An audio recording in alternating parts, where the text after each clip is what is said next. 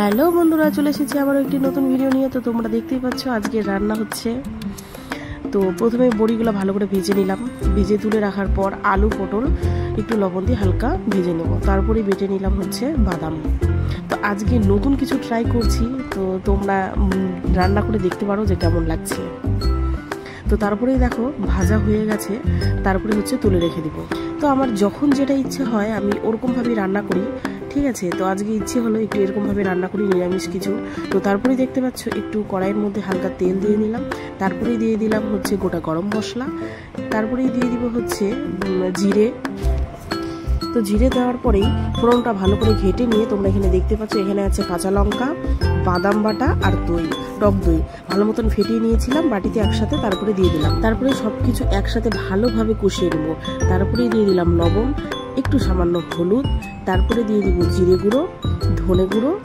তো তারপরে হচ্ছে ভালো মতন একটু জল দিয়ে হালকা কষিয়ে নিতে হবে। বাড়িতে কিছু না থাকলেও এরকম সবজি দিয়ে মানে আলু পটল দিয়ে এরকমভাবে রান্না করে খেতে পারো, দারুণ লাগে। আমি এটা ফার্স্টবার ট্রাই করেছিলাম। তো মাছ মাংস ছাড়া কি কিছুই খাওয়া যায় না? এরকম নিরামিষ কিছু রান্না করে দেখো, খুবই ভালো লাগে। তো তারপরেই দেখো ভালো মতো নেড়ে এগুলা কষিয়ে নিতে হবে। তারপরে একটু দিয়ে দিয়েছিলাম লঙ্কার গুঁড়ো, ঠিক আছে।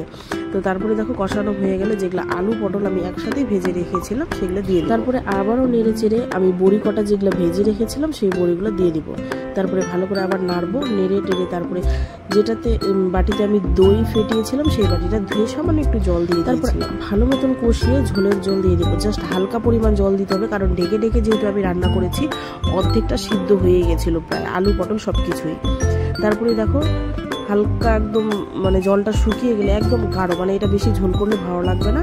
তারপরে হালকা একদম যখন শুকনো শুকনো হয়ে যাবে তখন গরম মশলার বাটা, তারপরে হচ্ছে ঘি দিয়ে নামিয়ে নেবে। তারপরে দেখো এখানে আমি টেস্ট করে দেখছিলাম যে কেমন হয়েছে।